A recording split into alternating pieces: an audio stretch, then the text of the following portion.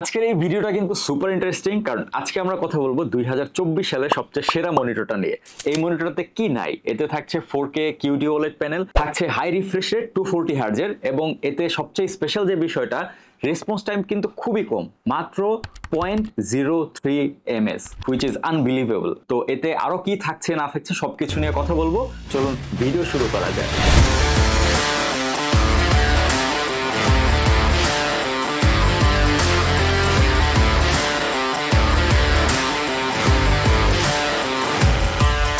MSI MAG 321 UPX এটা কিন্তু একটি 31.5 ইঞ্চের 4K রেজুলেশনের মনিটর, এবং এটা একটা OLED প্যানেলের। সো OLED প্যানেল সম্পর্কে কিন্তু আসলে নতুন করে বলার কিছু নাই। আমরা সবাই জানি OLED প্যানেল থেকে কিন্তু খুবই পাঞ্চি এবং ভাইব্রেন্ট কালার পাওয়া যায়, এবং খুবই শার্প রেজুলেশন আমরা OLED প্যানেল থেকে এক্সপেক্ট করে থাকি। এছাড়া এই মনিটরটা কিন্তু visa display HDR true black 400 certified. So যার কারণে আপনি যখন কন্টেন্ট ওয়াচিং করবেন কিংবা গেম খেলবেন, সেক্ষেত্রে কিন্তু আপনি ব্ল্যাক কালারকে একদম পিওর ব্ল্যাক রূপেই দেখতে পারবেন। মনিটরটাতে ব্যবহার করা হয়েছে কাস্টমাইজড হিটসিঙ্ক এবং গ্রাফিন ফিল্ম। সো এই হিটসিঙ্ক থাকার কারণে আপনার মনিটরটা কিন্তু ওভারহিট হওয়ার কোনো আশঙ্কাই নেই। এবং গ্রাফিন ফিল্ম নিয়ে কিন্তু স্পেশালি বলতে হয়, আমরা কিন্তু সচরাচর কন্ডাক্টর হিসেবে কপারকেই দেখে থাকি, তবে গ্রাফিন ফিল্ম ব্যবহার করার কারণে যেটা হয়েছে, মনিটরটা কিন্তু খুবই স্লিম এবং এর ইমেজ কোয়ালিটিও কিন্তু অনেক বেটার। MSI MAG 321 UPX মনিটরটা থেকে কিন্তু আপনি 250 নিটস ব্রাইটনেস পাবেন, এবং এই মনিটরটা একটি 10 বিট প্যানেলের মনিটর। মনিটরটা কিন্তু 1.07 বিলিয়ন কালার প্রডিউস করে, হুইচ ইজ আউটস্ট্যান্ডিং। মনিটরটার sRGB 138.2% এবং Adobe RGB 97.5%। মোরওভার এর DCI-P3 কিন্তু 99%, হুইচ ইজ ট্রিমেন্ডাস। সো আপনি বুঝতেই পারছেন, এটা থেকে কিন্তু আপনি গেমিং বা কন্টেন্ট ওয়াচ যেটাই করেন না কিন্তু খুবই শার্প এবং অ্যাকুরেট একটা কালার পাবেন। আমাদের আজকের এই মনিটরটা কিন্তু 240 হার্জ রিফ্রেশ রেট এবং 0.03 মিলিসেকেন্ড রেসপন্স টাইম প্রোভাইড করে, এবং এতে থাকছে অ্যাডাপটিভ সিঙ্ক সাপোর্ট। এছাড়া কনসোল গেমারদের কথা মাথায় রেখে এতে কিন্তু VRR এবং CEC সাপোর্টও থাকছে।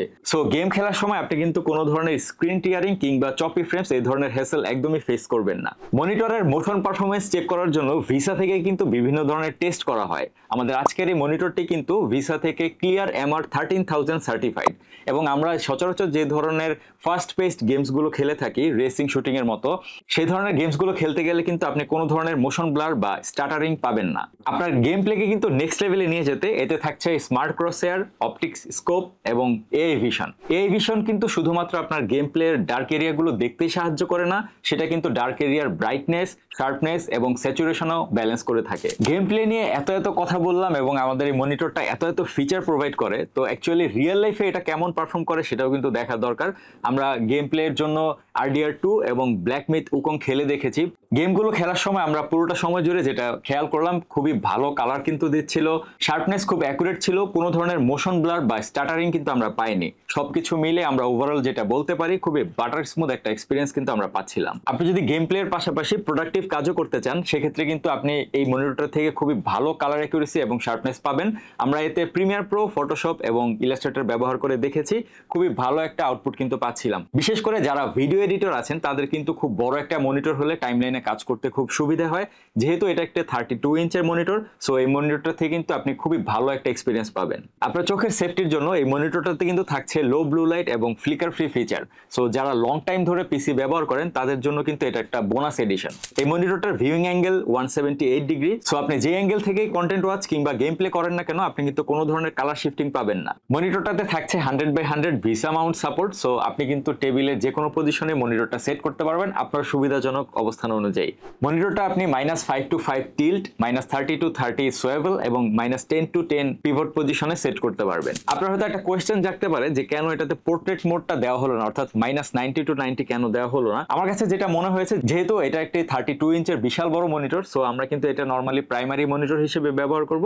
সো এই কথা হয়তো মাথায় রেখে আমাদেরকে 90/90 যে পোর্ট্রেট মোডের ফিচারটা, সেটা হয়তো এখানে ইনক্লুড করা হয়নি। এবার আমরা মনিটরের পোর্টস এবং কানেক্টিভিটি নিয়ে কথা বলি। মনিটরটাতে কিন্তু পোর্টস হিসেবে দেওয়া হয়েছে দুইটা HDMI 2.1, এবং ডিসপ্লে পোর্ট হিসেবে থাকছে কিন্তু 1.4A। এছাড়া ডিপি পোর্টের অল্টারনেটিভ হিসেবে কিন্তু টাইপ সি পোর্টও থাকছে। এছাড়া অডিও আউটপুটের জন্য কিন্তু একটা হেডফোন জ্যাক থাকছেই।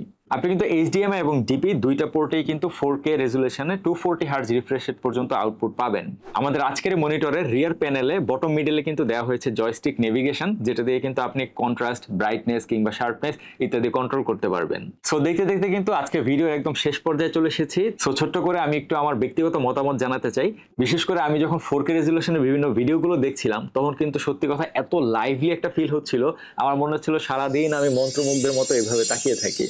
এত সব ধামাকা ফিচারে ভরপুর আমাদের আজকের এই মনিটরটা পারচেস করতে আপনি চলে যেতে পারেন স্টারটেকের রিগ হেলথ সহ যে কোনো আউটলেটে। সেখান থেকে কিন্তু আপনি পেয়ে যাবেন 3 বছরের warranty, which is really good. So আজকের ভিডিও এ পর্যন্তই। দেখা হবে পরবর্তী কোনো ভিডিওতে নতুন কোনো প্রযুক্তিপণ্য সাথে নিয়ে। আল্লাহ হাফেজ।